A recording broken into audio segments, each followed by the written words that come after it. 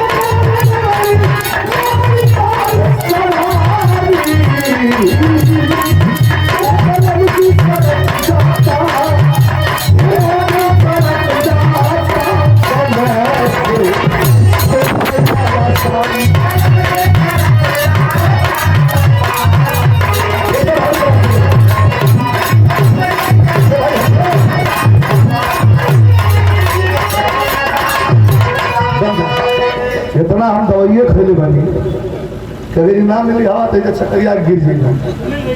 आ जाएंगे मंच भाई।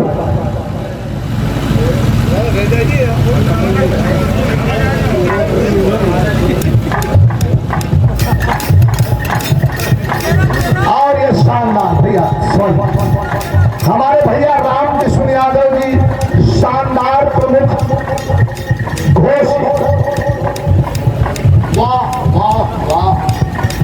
यह भी सूचना निर्विरोध प्रमुख समाजवादी पार्टी। एक बार जोरदार ताली बजनी चाहिए ऐसे व्यक्तित्व और ऐसे व्यक्तित्व का कि हम बड़े कदरदान हैं। 500 रुपए का पुरस्कार प्रदान किया गया। प्रमुख जी को प्रणाम करता हूं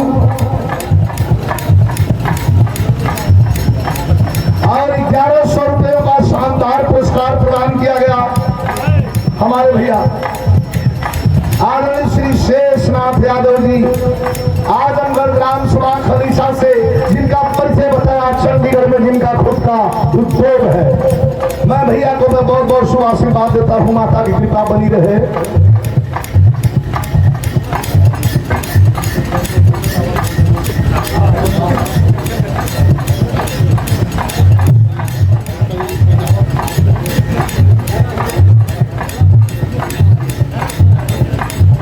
राजू यादव जी पुरस्कार प्रदान करके सम्मान किए हैं। राजू भैया के प्रणाम।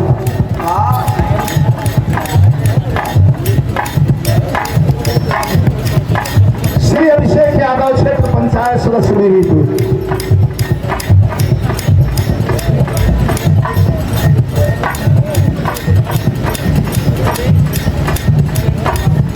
और ये पुरस्कार प्रदान किया गया और हमारे शैलेंद्र बाबू के द्वारा भी पुरस्कार प्रदान किया गया। धन्यवाद, प्रणाम सब वास्तव भी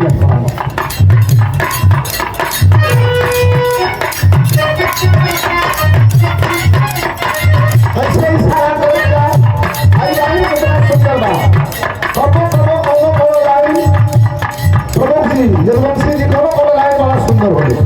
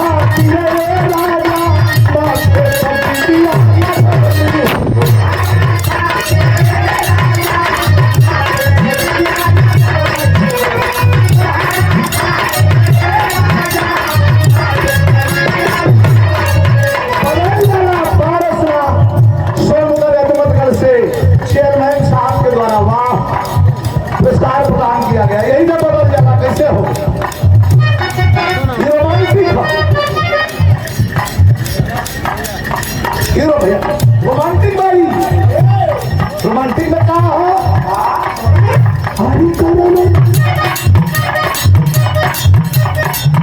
यहाँ कोई छोटी सी रहा कोई चल रही बात आनंद मिली। जमाने की दीवार सलाख टूटती है मोहब्बत के मदहोश पानी के आगे। जवानी न होती है बस में किसी के, खुदा भी झुका है जवानी के प्रमाण है, इतिहास गवाह है, पढ़ लीजिएगा। भले रोक ले कोई दरिया का पानी, मगर ये जवानी तो बांधी न जाए। जवानी जब आवे ले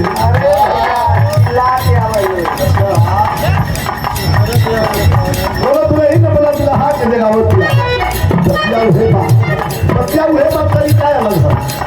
अपना बना अपना सजना सामने गोलियां चुड़ियों से मार के, लेकिन कभी कर रहे कैसे अरे पर्वत फेरी रे कदम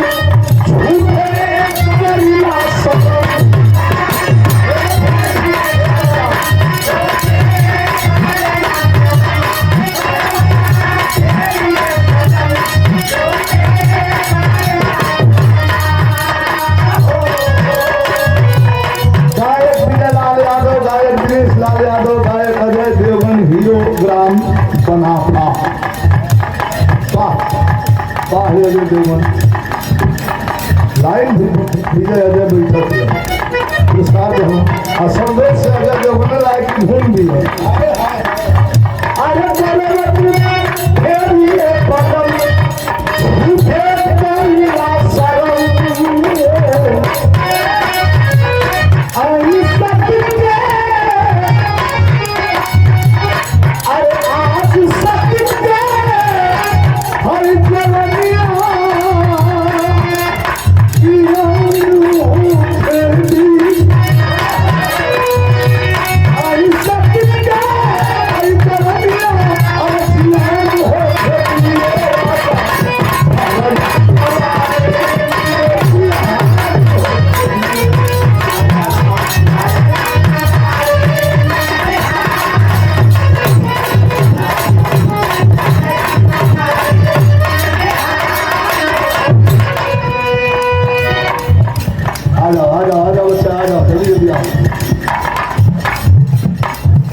ऐसी होती है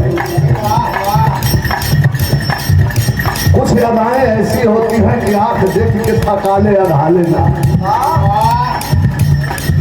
अब हमारा बच्चा भी आ गया है तो बस आधी पर एक लाइन बताओ इलादी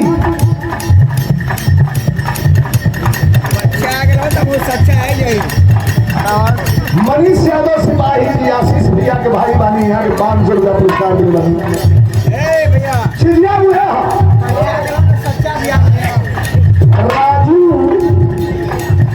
राजू सागर भोजपुरी गायक सुल्तानपुर भैया बोले कि नहीं मनोज दीजिए एकदम आवाज मत करिए 10 मिनट शांति हाई देखिए अब तो हमारा बच्चा भी दिमाग भी आ गया तो हम समझ रहे हैं थोड़ा देखें लाइन में नहीं करते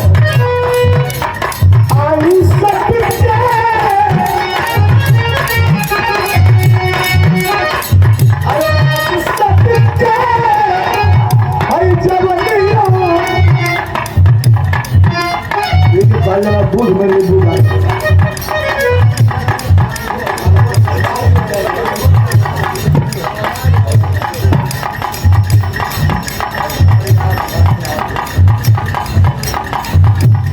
अरे ठीक है 500 रुपए का पुरस्कार हमें 500 रुपए का पुरस्कार हमारे बड़े भैया करम जादूगर जिनकी लेखनी इंडस्ट्री पर बोलती है फिल्म लाइन को प्यारे आदमी का सम्मान किया गया गोरी यादव जी का मंच पूर्वांचल में पहुंचा है आप कर्म मसाए उससे ना लड़का फेंका रहा हूँ तो सेंट्रल पावर ले लो कि अकेले और यावत रन नहीं जाएगा गाड़ी हमें से जात रहे गोबरी कहाँ के गोबरी का गाड़ी आ गई गद्दी से ना जाई रात भर नहीं चलेगी आखिर वो गाड़ी जो दवाई के मनो हत्या क्या बात है भाई लाइन देखा लाइन खोल गई लड़का बढ़ गया हम गले लड़ रहा भाई फिर से एक लाइन डाल कर बैठ कर देवा तो कहते दिखा दे और वो चीज ऐसा हो आधा कथा में कि सब कुछ हो गई और कोई लाइन ऐसा होले कि सब कुछ कहने के बाद भी जब यादा ना होले तो पूरा ना होले जैसे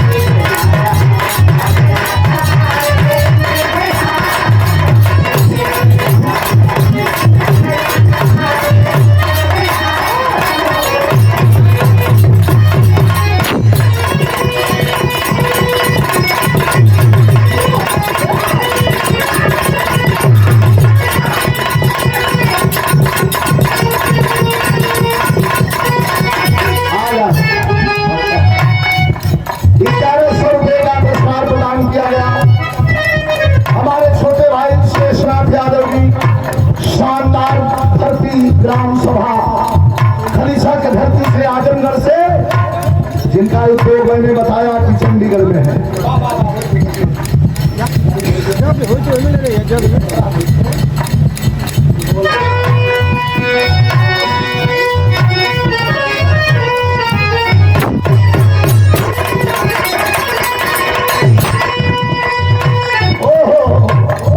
मास्टर जी आप दिलावत फंसत रही, आप पूर्वी का कई गो रूप है, कई गो रूप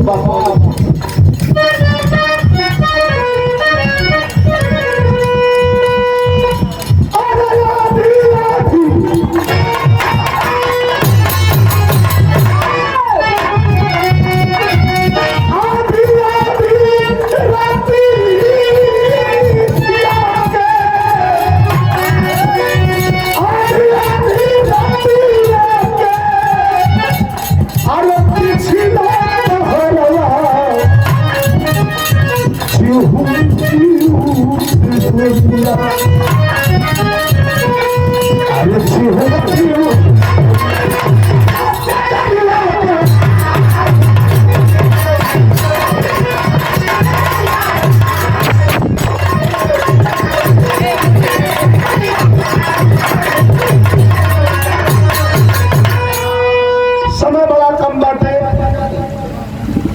अब लोग गाय तो फिर लोग तोहर शौक लगी एगो नई बिरहा सुनब सबे नबी में बिरहा एगो बिरहा सुनने सबे नई खोज। ये रुपए का पुरस्कार प्रदान किया गया गोबर यादव जी के द्वारा। फिर बहुत बहुत धन्यवाद। बड़े शानदार लोग बैठे हैं। ये समय 10 मिनट और खत्म हो जाए, कुछ बात कर लिया जाए, अच्छा नहीं लगेगा। आप जाएंगे तो आधा में उदास हो जाऊंगा। वैसे भी पारी है, हाँ आईला तो बिना पूछले ना जाएगा। देखो कवि जी का नई खोज बा प्रमुख जी बतावल जला कि जहां न पहुंचे रवि वहां पहुंचे कवि। इतिहास गवाह है वीर लोरी के विषय में बड़ा पहले कबीरा हम बोले बन कौन गाँव, लेकिन वो कहानी प्यारलाल कवि जी लिख देना कि गावे के फल।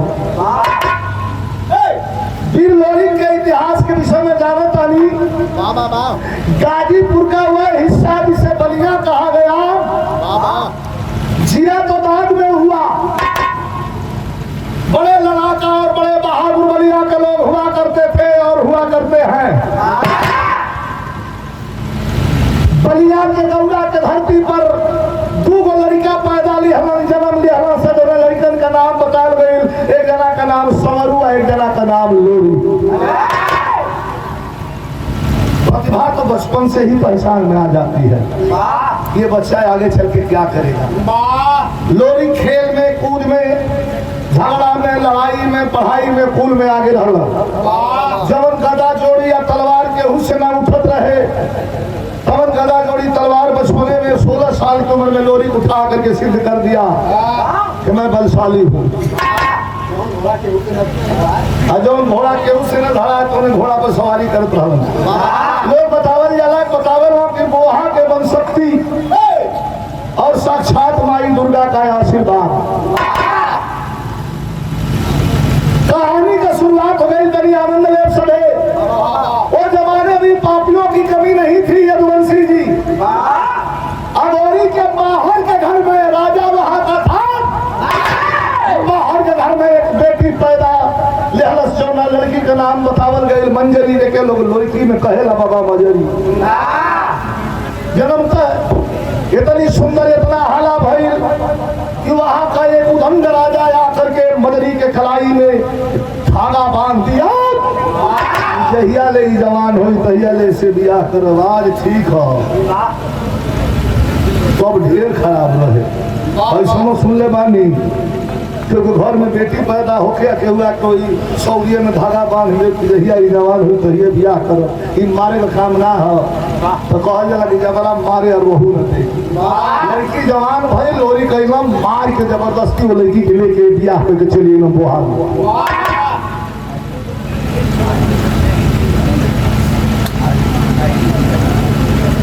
और चचाई पार से आरडी इंटर का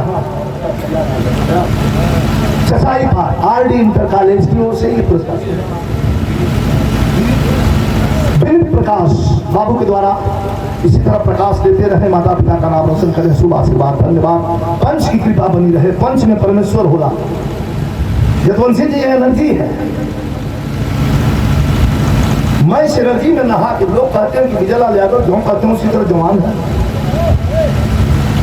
कुछ लोग तो ये भी कहते हैं कि जरा इसका राज बताओ, तो इसका राज यही है कि इन लोगों की आंखों की खूबसूरती में और इन लोगों की प्रेम के पानी में रात भर नहा नहा के मैं इसी तरह ताजा हूं और ताजा रहूंगा। इसकी कोई दवा नहीं है। देवालाल यानी इसकी कोई दवा नहीं है। हाँ, दो चीज का ध्यान रखें के हुई, बुलंदी का मार्ग प्रशस्त करना है तो माता पिता गुरु की सेवा करनी पड़ेगी, बड़ों का सम्मान करना पड़ेगा, ब्रह्मचर्य का पालन धारण करना पड़ेगा। बुलंदी कदमों में होगी, कोई माई का लाल धरती पर रोक नहीं सकता। ये मेरा चैलेंज है, लेकिन मैं जितना कहा हूं उतना करना पड़ेगा और हमने उतना किया है उतना ही करता हूँ। बदनाम सबसे ढेर दोनों में, लेकिन गौतम से विधा ताकि उनको हॉस्पिटल देखा फंसाऊ अदमिया कहो फसावत लेकिन उनके पता ना है। आप लोगों ने सम्मान इतना बड़ा कर दिया है कि अब तो एक एक कदम रखने में डर लगता है कि कहीं किसी प्रकार का फॉल्ट न हो, कोई क्या कहेगा। तो कभी लिखते हैं आज के मुलागित के मार के लेके मंजरी का बोला चल जाना तो वही पहुंचना मारकुंडी के पहाड़ी पर मगरी डोला से बाहर निकल गई। क्लाउड करो मारकुंडी के पहाड़ी पर उतर गई। अकल की स्वामी अब तो हमारे नहीं है नगर छुट्टे वहां और हुआ चलो पानी अपना पिताजी का पैसा दे जरा 10-15 मिनट क्षमा चाहूंगा। हाँ, निकाल करके तलवार लोरी के मारता है और पत्थर की छाती फट गई। आज मारकुंडी पहाड़ पर फटल पहाड़ बटे वही लोरी का मूर्ति बा और वही जौन बात और हौसला हमने बिहार पर जरूर गाई लगा और एक गैया केहू लाई गैया हम नहीं लगा। लोग बहुत रहना देते रहे, हाई भैया लोग भी कहते रहे कि अकुल गावल लो, फौजी का गावल लो, कांड गावल लो। तो सुन फायदा करी यार, एक एक मिनट जो हर बतियावत को आप नुकसान कर सुना सुन के धीरे से आंख से बतियावा ले करके मंजरी का डोला जब आगे चल देते हैं तो कहा जला कि मारन चोर कुआसर बाहुन ताकर बाहुन ताकर महेंद्र तो से ज्यादा जन सब खुद ही से तू भागल है कमाने के तक लगे कौन तकदा बिल्कुल नहीं था शुरू के लिए हो कभी लिख रहा अलमारी जवान के बिरदाई पर लिख रहा अलमारी की शक्ति विमलावती रत्नगर भावती। ये देखिए प्यारे लाल कवि जो फिल्मों में लिखते हैं हिलवा ले गई ले राजा बोतल में भर के ट्रेंडिंग में चला था। उठी है बलम की तनी थी बड़ी जलाई हमारा छोलिए में ना जाने तनखा गई ले आया बंगलिया से दवैया है राजा जी। जब से ओढ़नी फसल बा चैन से बेचैनी दीवाना हो गई। प्यारे लाल बिरहा का लेखक जब फिल्मों में लिखता है तो बीर रस पर क्या देता है भाव। कभी जी लिखते हैं क्या कि शक्ति विमलावती रत्नगर भावती बड़ भयंकर सियावर में लेती उमंग है लोहित धरा है प्रभंजन तूफानी प्रसंग है उजागर बना है भूकंप कंप तालिम तरंग है रंगत भरी उस जवा के जवानी में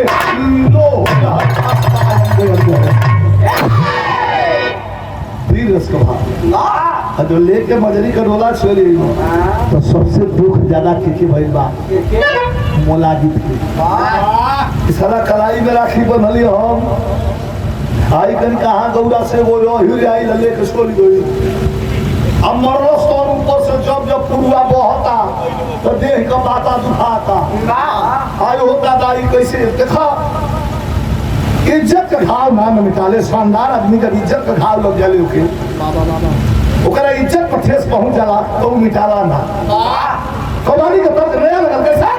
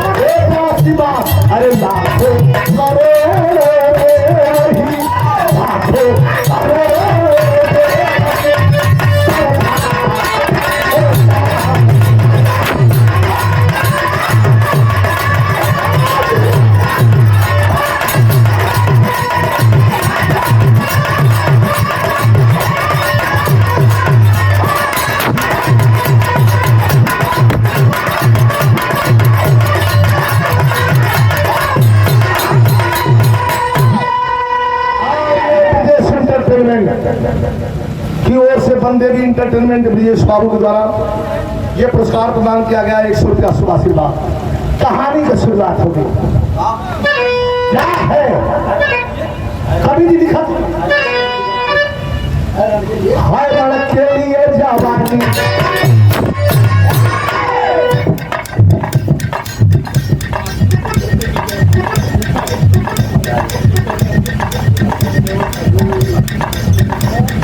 शंकर यादव जी आशीष बाबू के छोटे फूफा जी 500 रुपया दिए हैं आपको प्रणाम करता हूं जरा 10 मिनट गौर कर लीजिएगा बहुत खोज के बिरहा लिखा ले इशारा कभी कहते हैं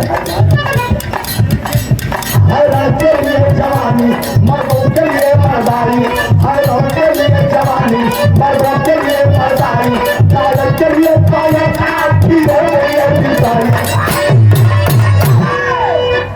पानी पर पानी वाला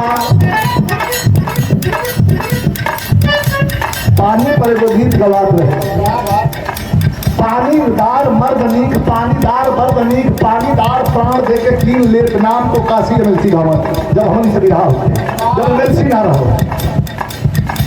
पानी पर कभी लिखते हैं क्या पानी पर पानी वाला है पानी पर मर जाता पानी पर पानी वाला है पानी पर मर जाता इतिहास उसी का बनता तो धर्म जबर कर जाता लेकिन दौड़ा देरों की हल्दी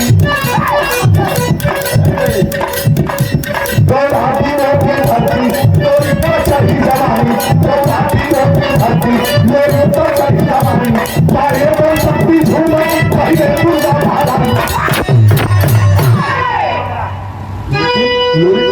गाता रहे।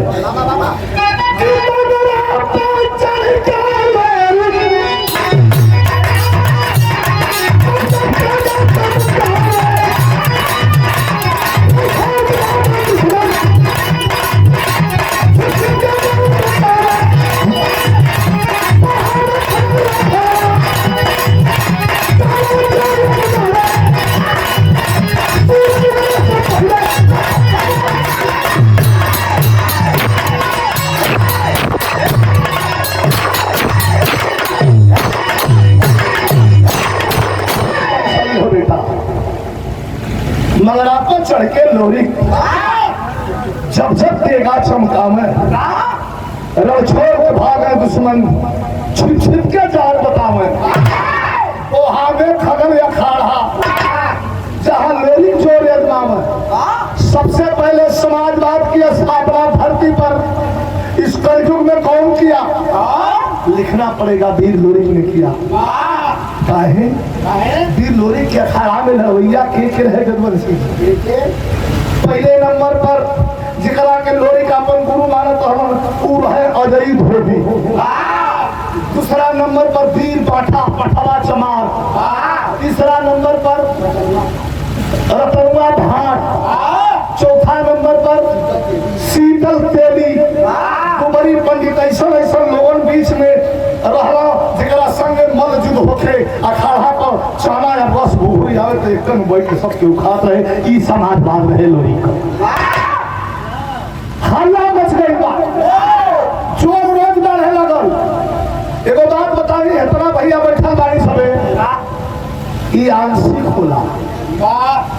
चाहे लड़वैया होके, गवैया होके, पढ़वैया होके, चाहे राजनीति के होके, अंश में भगवान जरा के दल्ले बाड़न उहे होई। अपना बनारस में हम रहीला, हमार कर्म भूमि है महादेव के नगर में प्रमुख जी। देखा देखी कितना बाप लोगन के हम दिखली कि बोरा का पूरा बादाम अपना लड़का को लाट किया घी किया वो खाली दिन भर लड़का छेड़लस भर कुछ ना कुछ न बोरा का बोरा हाथवा मिलते वैसा बनाव ना बताई यूट्यूब पर चल जाई भाई। वैसा लड़वैया रहे कि बहुत जोर रहे, बहुत बात बताई, 100 से किया न, लेकिन जब हाथ मिले तो बुखार हो जा एकदम से बुखार में तपल दहिया टोल तो हम बेटा बुखार हो जा 10 नंबर जब देख रहा तो बादाम बंद कर दे कहना बेटा तो के बुखार बादाम से हो तू बादाम बंद करा। कभी नहीं दिखा था हल्ला मचलवा, कबा चीज का हल्ला मचलवा मास्टर। ये लाइन के जब हम गाई ला जदवंशी जी तो हमके आपन याद आ जला देवा। बिहार जगत में चारों तरफ एकदम कांटा ही कांटा रहे। बड़े बड़े लोग, बड़े बड़े गौरिया, बड़े बड़े सम्राट हुई में गए छोटी मुटका पौधा के रूप में एक बीच से हम निकल लगे। आज के जमाने में तो हम इंटरटेनमेंट बात है, लड़का बड़ा जात तो मेहरारू बाड़ी सब समय मेहरारू भिना लगी सर। बड़े बड़े कलाकार जहाँ रामदेव उस्ताद, भीलू उस्ताद, सिमरत उस्ताद, पारस उस्ताद, हीरा उस्ताद, इधर आजमगढ़ में हमारे गुरु भाई बेसन भाई, उधर परशुराम भाई, ऐसे ऐसे कलाकार विश्वनाथ भाई, दीपक भाई, ऐसे ऐसे कलाकार जहाँ लेकर के बिहार का कारवां चल रहे थे। वही एक छोटे से गांव से छोटा सा लड़का निकला और जिंदगी निकला तो बारूद बन के चिंगारी फट पड़ी बिहार जगत पर। ये दया किसकी रही? आप लोगों की। आप लोगों ने इतना सुना कि हमारे कद को बढ़ा करके सबसे ऊपर कर दिया। जब मैं लेकर के चला तो मेरे गीत के पीछे बिरहा समाज पड़ा। पूरे छोटा बड़का केहू का नाम ना ले, केहू पहुंचल नहीं थे जो विजय लाल के कारवां के पीछे में चल दिया हो। मैं ये सब कभी बता नहीं। लोहिया तो आजकल खड़ा होकर अपन जन्म कुंडली बताओ लगा तो हम का रही हमारे बाप का रहो ये सब आप बाप का नाम लेना है यार। बाप सोचिए उन्हीं का आशीर्वाद है कि हम आप चमक रहे हैं। तो हल्ला मचलवा, कैसे हल्ला मचलवा मास्टर?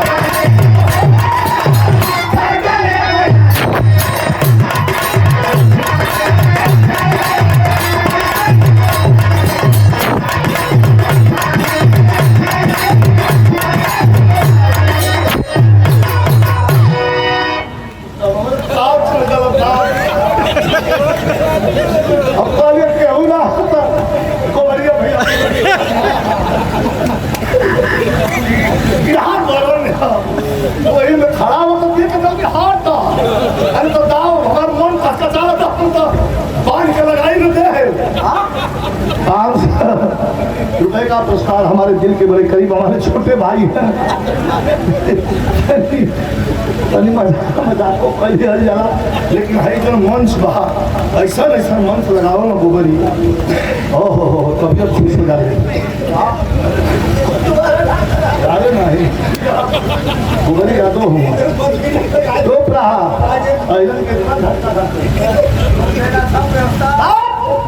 ₹500 पुरस्कार ये मेरे गोबरी यादव भैया के द्वारा ₹1100 पुरस्कार भाव पर हमारे छोटे भाई शेषनाथ यादव जी ग्राम सभा खलीसा जनपद आजमगढ़ जिनका बताया कि वो हमारे दिल के बड़े करीब दो परिवार में जन्म भरता जब वहां से चले आते हैं और आते हैं यहाँ तो 2-3-4 को दंगल प्रोग्राम देवालाल जरूर सुनो और म्यूजिकल माइंड है बाबू के शुभ आशीर्वाद शेषनाथ भैया के सब भैया के प्रणाम इधर मुरागिब का पट्टा मनमनता जो संभाल देवंशी जी बहुत विराट सुन लो खबर के सुन ले लो सुन ले 1 दिन के बाद बैठोले बन जाता अब के कहना छाती में हमारा गुरु मुरागिब के इस साला पटक के अब मार के लेके मजरी का डोला चल गई ई कौन हीरा कहां गुरु हमार नाराज रहेलन दुखी रहेलन चलो और सार की खोज की पटक देह में जोर बा चलते चल दिया कहाँ आई बनारस रामनगर किला के सामने संजोग देखी 1:30 बजे पहुंचल बाटे बनारस में मनमनता अपना गोस्वामी के साथ पहुंचल बा जो लंगोटा दंगिया झोला लेके ढोवता आई पहलवान मनमनता बढ़िया पहलवान में है लड़का आ जाके देखला कोई रामनगर किला के सोझे कुश्ती का दंगल होता रामनगर का राजा काशी नरेश हाथी पर बैठ के दंगल देख रहा बानी वही घड़ी दंगल में हॉल हवा कैसे बनेला एक चक्कर घूमलस 2 जना से हाथ मिलो सुना हो 2 जना से हाथ मिलो 7 मिनट के अंदर पटक के 2 जना के खाली हो गई सरकार और घूमे लगल अब 2 जना के पटक गलत जितना लड़वैया हम तो दबक गई एक जना और चल कहब कि हम लड़ब काशी नरेश कहब भाई पहलवान का मन बा कि वो और लड़ जा एक जना और लोग नहु के पटक के छोड़ गल अब तेरा कोई मोती मोती तो साला तो धरती पटक के करी बाबू वही जे काशी नरेश पूछत रहा हाथी पर से बैठल के बाप रे बचवा पहलवान कहाँ के रहने वाला हुआ जंगल से आ रहे जंगली है अब ओरी हमारे घर सोनभद्र वनांचल में ए राजा साहब क्या झूठ बोले के बाद ये मर्द का न कबो खैले से पेट भरल और न कबो लड़ले से पेट भरल काशी नरेश हाथी पर से कहा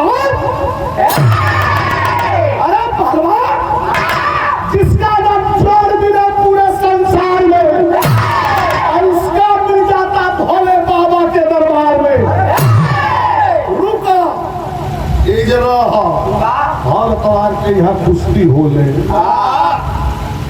तोहार जोड़ को के हम देख पहलवान। लेकिन कभी जी लिखा था कैसे कैसे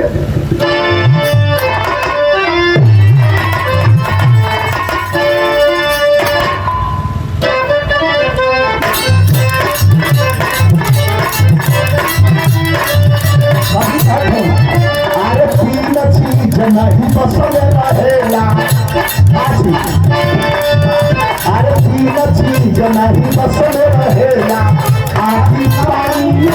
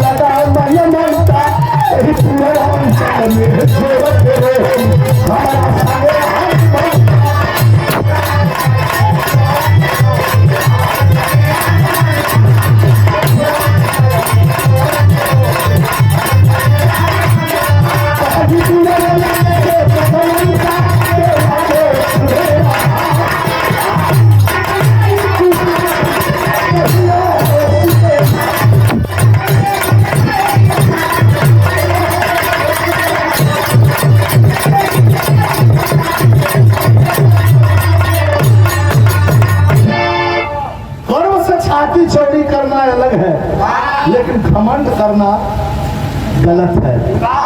मरमंता के इतना घमंड भाई बा 4 तलवार लगातार काशी नरेश के दरबार में दंगल होता गया, लड़ता गया, पटकता गया। 4 तलवार में एको तलवार कहियो पटकाई।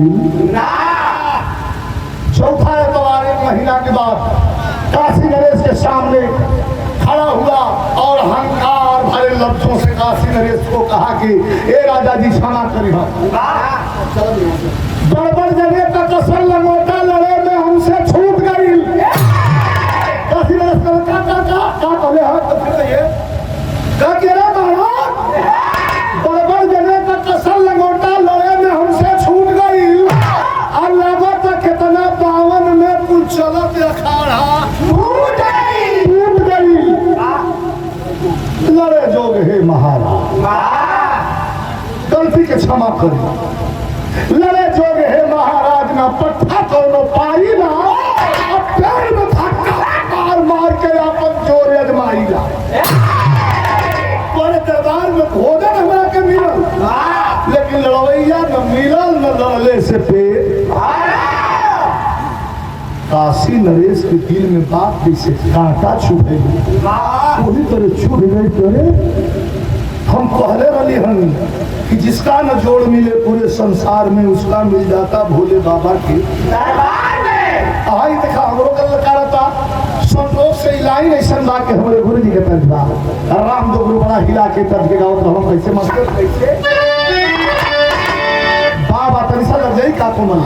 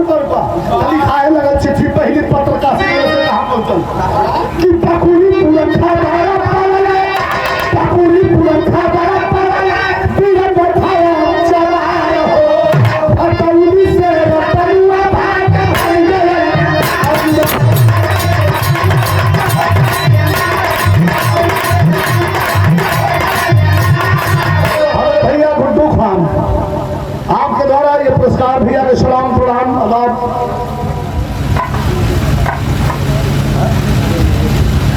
विजय मौर्य हरदासपुर से हमारे नाम राशि भैया द्वारा पुरस्कार खबर के मिला। एगो पत्र और मैं गई कहाँ गई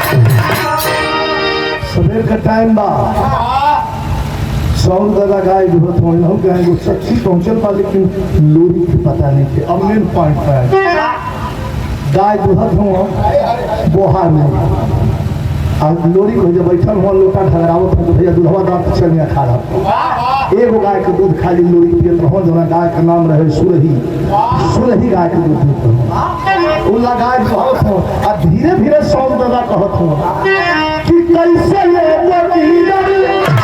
लोटा रोक हवा लोरी का कहला कैसे ये बबीर छोड़ा बस तेरा पति हो अरे ललकारा सवरना जकौरा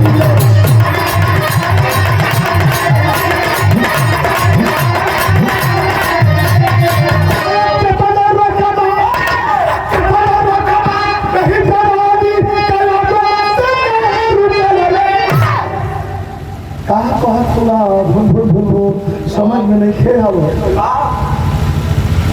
लोरी सौरू से कहलो कि एगो कुश्ती लड़े के बाद लड़बो लोरी कहो काहे न लड़ो तो चले कहो बनारस कह पहलवान तनी असरती होबो कहो महाराज है बलिया मऊ ले आजमगढ़ ले रोहित गाड़ी बोले तो घूम के बनारस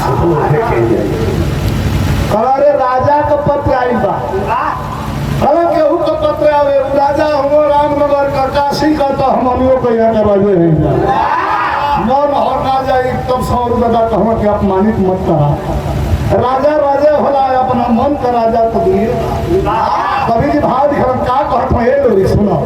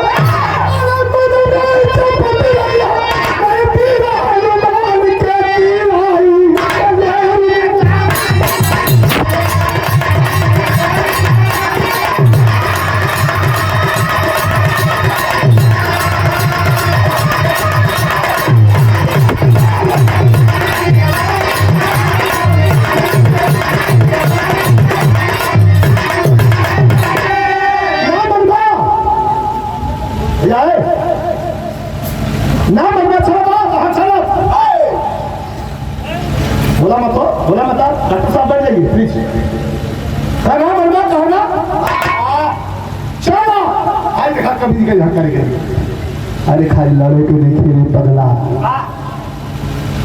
उसे बड़ बानी हम कहाँ बाड़ा तो सेवा तोहर करी ना बात मतीन तो के मानी ना सगरे पहला छल वहाँ एगो दर्शन कराई के का दर्शन करे भाई हाँ तो बढ़ले बढ़न एने गंगा पार हो जाई तो बाबा परमेश्वर नाथ बाड़न बलिया में बाबा भिड़ू बाबा बाड़न आप के दर्शन करे बा तब लोरी से समरू कहलन हरे पागल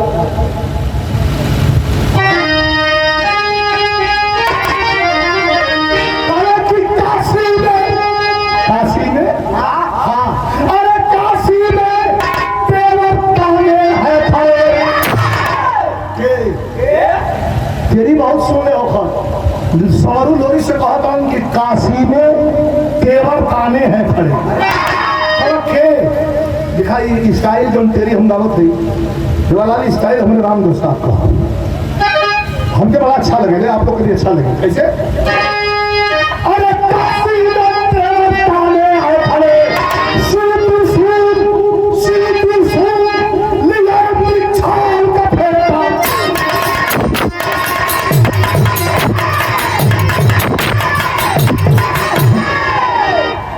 त्रिशूल लिए मृक्षाल लपेटा बांधे काशी में तेवर ताने हैं खड़े अद्भुत विश्व वंदिते असुरंग दल हतंग के त्रिशूल करने धार के बाद अंबरी सवार के आओ चला दर्शन करवा दे गंगा माई में न स्नान करी हो और दुनिया में गंगा माई में रहेगा बनारस के नहाई बुलाओ गए लोग बुलाओ गए अजय धोबी उस्ताद चले के हो उठा ले हम अजय धोबी बुलावल गइलन पीर बठवा छमार बुलावल गइलन अयर रतनवा भाट बुलावल गइलन शीतल तेली बुलावल गइलन सबके ले लेहलन दुबरी पंडित जी के भी ले लेहलन आ लेके साथ में चलन है और अरब चले के बनारस तो चलो तो बिहार का भाव करी आउर गरम हो गए मास्टर आज गंगा में स्नान कइल लोरी और उठा के चल भगवान भोले शंकर पर हरा के दलवा डाल के जब नैया बना के बैठल हर रामनगर किला के सोचे टंगल तड़तड़ायल हो इतना भैया बैठल बानी जब बिरहा के फूल सुनीला आई दू पकड़ हो जाता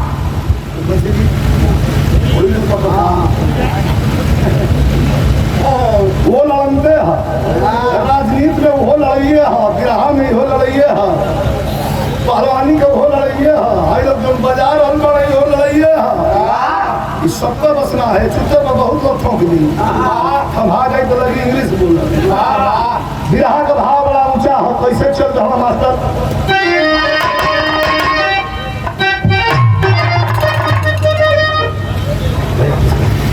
₹251 का पुरस्कार पूर्व जिला पंचायत सदस्य इंदारा प्रबंधक शिवानंद पीजी कॉलेज श्री रामानंद यादव जी ये ₹251 का पुरस्कार प्रदान किए हैं विद्यालय परिवार के सभी भैया लोग के प्रणाम बा सब भैया के प्रणाम बा हमारे चेयरमैन साहब बैठे हैं आपका भी बहुत बहुत पारसनाथ भैया को प्रणाम सभी जितने हमारे अभिभावक कर बैठे हैं प्रणाम है लाएंगे हमें बड़ी पसंद हमारे राम गुरु का इत्यादि है ऐसे हम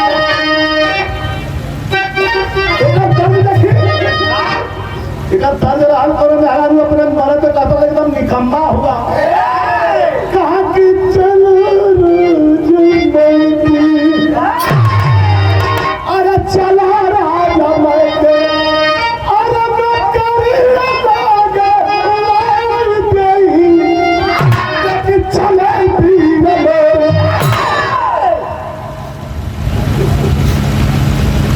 एक बार जोरदार ताली से सम्मान करें आने वाले कल का स्टार आने वाले कल का भविष्य आने वाले कल का विजयलाल यादव ये हमारा बच्चा है देवालाल जोरदार ताली से सम्मान करें अपने फल का बड़ा माहिर बहुत सुंदर कराता है बस एक ही बात बराबर मंच से लेके नीचे तक समझाता हूँ कि जितना ही शालीनता होगी अंदर जितना ही नरमाहट होगी अंदर उतना ही माफिल हमेशा गर्म हाथों पर लिए रहेगी इसको हमेशा बरकरार रखिएगा और बिरहा के लिए अपने लिए गाते हैं गाइए बिरहा के लिए हमने अपने लिए 25% गाया है जगवंशी जी बिरहा के लिए 75% गाया है तब जाके बिरहा आज यहाँ खड़ी है ठीक ना देवालाल यादव ये हमारा बच्चा हमारा शिष्य और बहुत सुंदर कलाकार जितना कहूँ कम है इस समय बच्चों में चर्चा है, लड़कों में, एंटरटेनमेंट की दुनिया में चर्चा है। और बहुत सुंदर लेखक हमारे पूज्य मुसाफिर कवि जी, आप तो सुपुत्र हैं बाबू अखिलेश बाबू, जिनकी लिखी हुई गीत कभी कभी एक छोटी गीत हम भी गा देते हैं। और ये लोग आने वाले कल के समाज की वह कड़ी है जो कड़ी समाज को जोड़ती है, मजबूत करती है। बहुत बहुत धन्यवाद, सुबह से बात सब के बाद। लेकिन बिहार अंतिम लाइन पर चला था 2 मिनट बाद स्नान करियो, स्नान करके आके नैया को बैठला, तिलक त्रिपुंड लगल बा, ऐसे चलल महंगा कि चले पीर लोरे, चले पीर लोरे, अरे पापी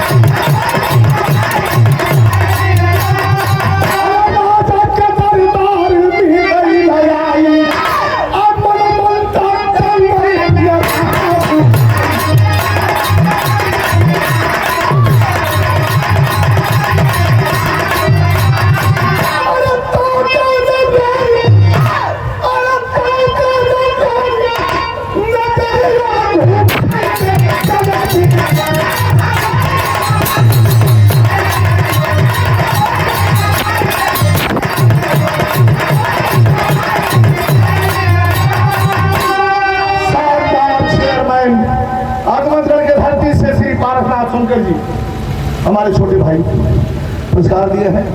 अब तो नवा दुल्हन कुश्ती हो जवा के लोग बैठ गए चदरा उड़ के जनवरी फरवरी का महीना में मरमंता चढ़ा के मोटा जंगिया और इस जंगल में गुरना के घूमता। अरे राजा जी हाथी पर बैठल वाली ध्यान दे और जाके राजा जी को है में ठोकता कदम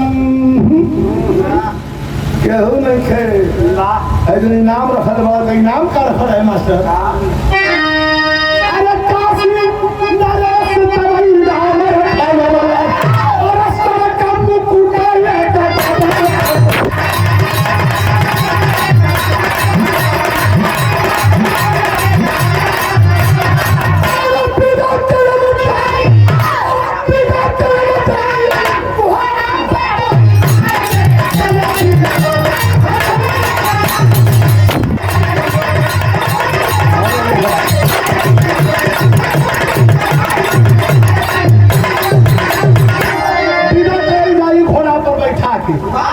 चांदी का गदा, सोने का मुकुट, असरफी से भरल झोरी, सोना का असरफी, एगो घोड़ा बांधल बा।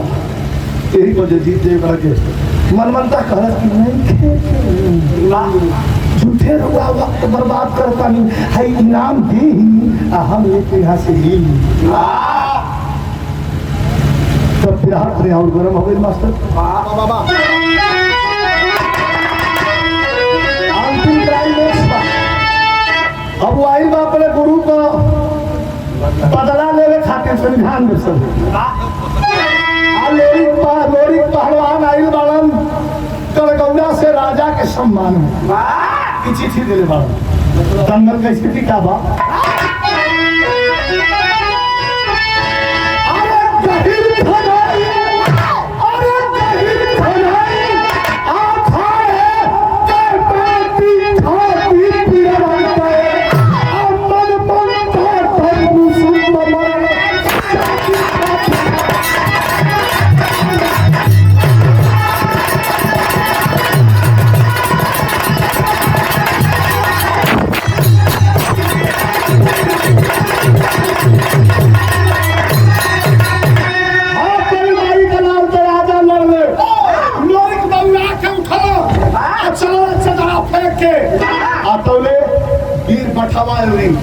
और अपन वहाँ भाट जोर से दुनो कलाई धले हो कहा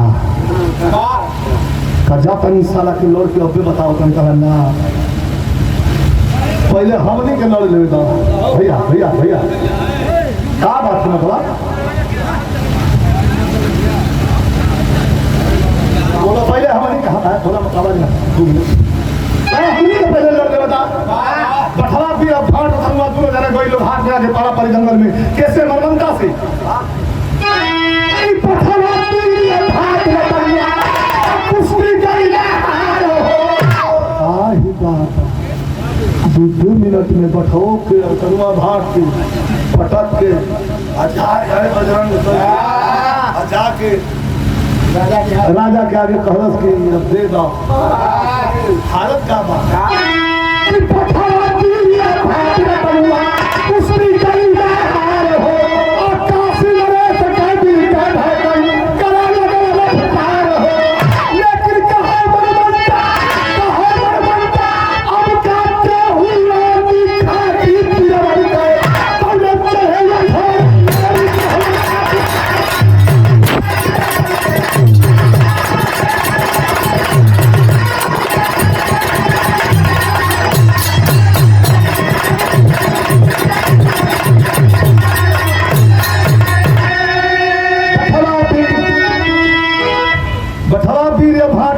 कुश्ती गई हार हो ऐसे वाला करी जा जाएगी दिन भर कुकुर मत दौड़े से ना होला अधूरबो कर खजा के खा पी के सुतर जितना आराम कर रही आदमी उतना बढ़िया करवा दे तब मनमनता अब का के हूँ आटी खाटी बीरवन के कहे अखाड़े लोरी कहला टाटी खाटी बीरवन के अखाड़े पर चढ़ के और लोरी डटला कहा सुना बहुत बड़बड़ के बोल दिला यहाँ बिरहा के लाइन में जो ये हमार विजयलाल स्पेशल है क्योंकि कोई स्पेशल होला ये विजयलाल स्पेशल ऐसे है मास्टर बोलिए कैसे कैसे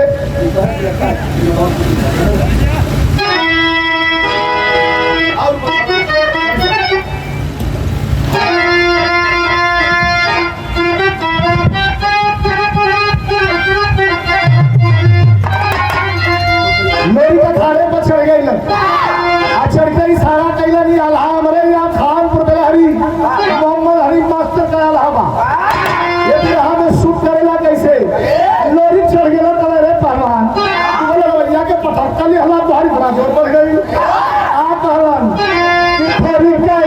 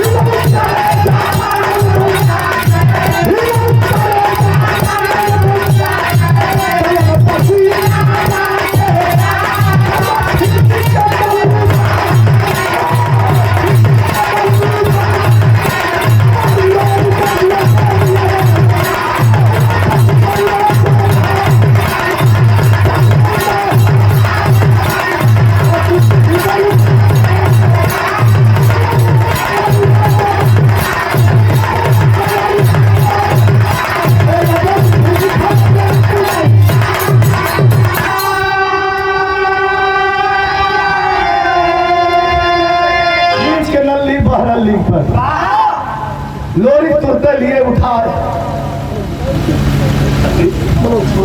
आल्हा के भाव पर वाह 500 रुपए का पुरस्कार दिए हैं हमारे मनोज रेडियो सुल्तानपुर मऊ हमारे बीर साउंडपुर से ये आल्हा पसंद ना भैया के 500 रुपए धन्यवाद भैया के सिपाही इब्राहिमाबाद की धरती से जो रौनक टेंट हाउस के मालिक हैं और जिला पंचायत सदस्य पद के शानदार प्रत्याशी भी रहे और समाज में चलने वाले प्रखर युवा नेता है हमारे छोटे भाई राजेश यादव जी सिपाही इब्राहिमाबाद से पुरस्कार प्रदान किए हैं। धन्यवाद भैया के सब भैया के नमस्कार प्रणाम हो। ये भैया 45 मिनट के खींच के नल्ली पर अल्ली पर लोरी तुरते लिए उठाए, बच गई है जोधा मरमंता कुश्ती पड़ी कांटे का तार। 40 मिनट कितना 40 मिनट ये बाबा रोक लिया को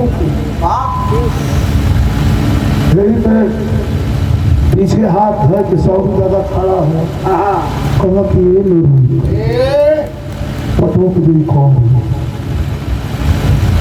राजा जी हाथी पर बैठल बना उन्हों को करेगा डगमगाता कि ये के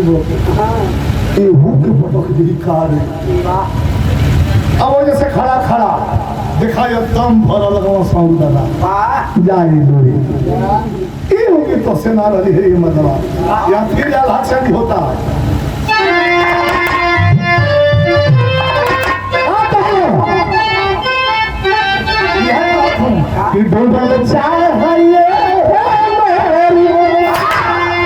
हाथ मिलौले बड़ा लड़त हो दोनों पहलवान दाव पदाव लगत हो। एक हाथ मनमनता से छोड़ा के अब भैया और घूम के है इधर तक तो समझना चाहता हूँ कि टूटल चाल है ये गंगा के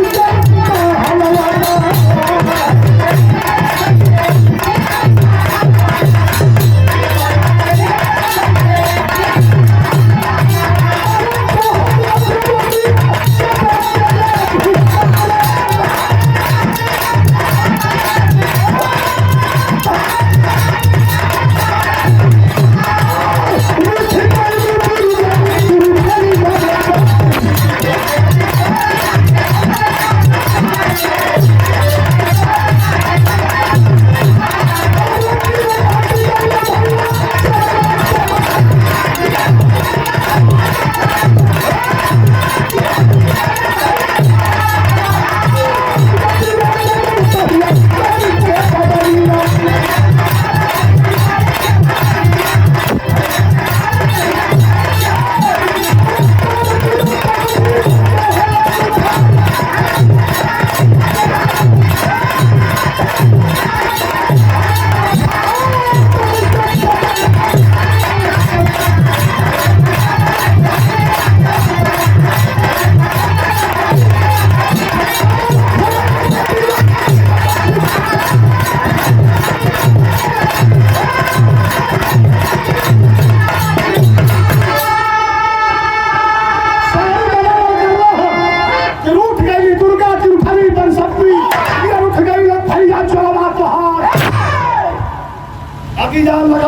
लोरी के बदन में खींच मुल्तानी पर लहलों उठाए तान के पटक जमीनिया के ऊपर किया खाड़े का मटिया गई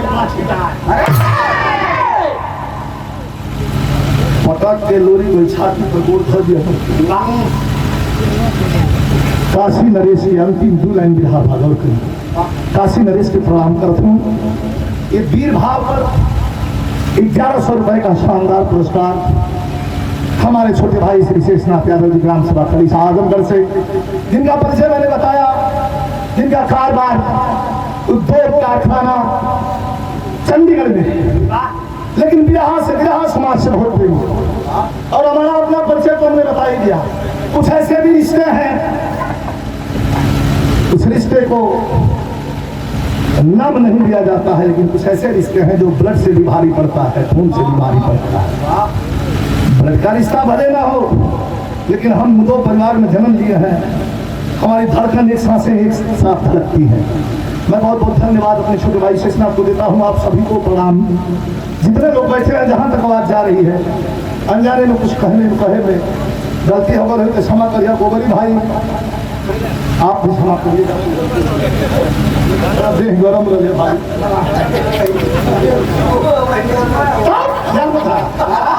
अखियार में था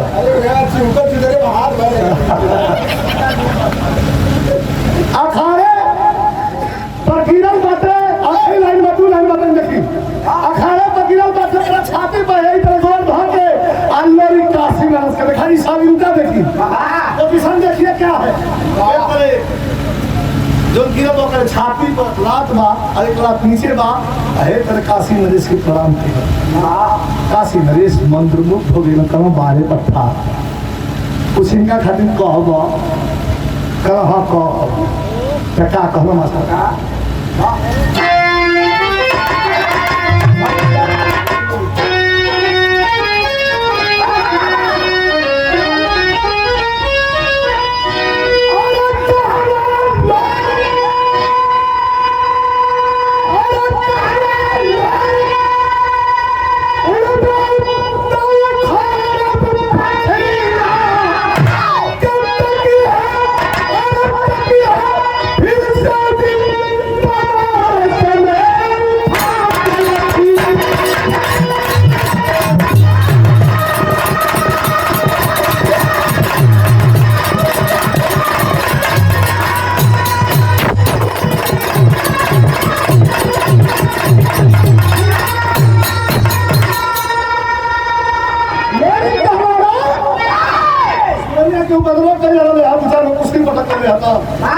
बाला लोरी उड़वे तब खरबे पखिया ताकि फिर से फिर बनारस में उठा के रख दिया ऐसे ये पूरा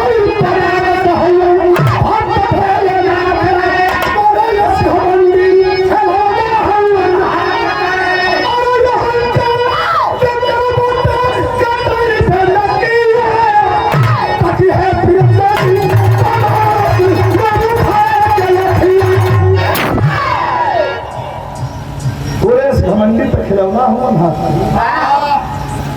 खड़ा भैल मनमनता हाथ जोड़ लो कलश के भाई हो अपन परिचय बताई बो आखिरी लाइन बा अपन परिचय कहबो कलम उहे है जोन तोरा गुरु का बाता तोड़ के मेहरा लिया के वहां से सीढ़ी में पूरी से सब गुरु जी से कह दे के गुरु जी जल्दी अपना मरे को उपाय करो उधर वही मरले बा मामूली यही नहीं के साक्षात दहिने रहीन पर दुर्गा बैठेली ओकरा कोई हिला नहीं सकता। लेकिन राजा कितना खुश भाई बन खुशी भाई है राजा, खुशी भाई है राजा कृपा जीता के चल पे मेरी काटी गई नहीं चढ़ाई के तुहल पे और दादी फिर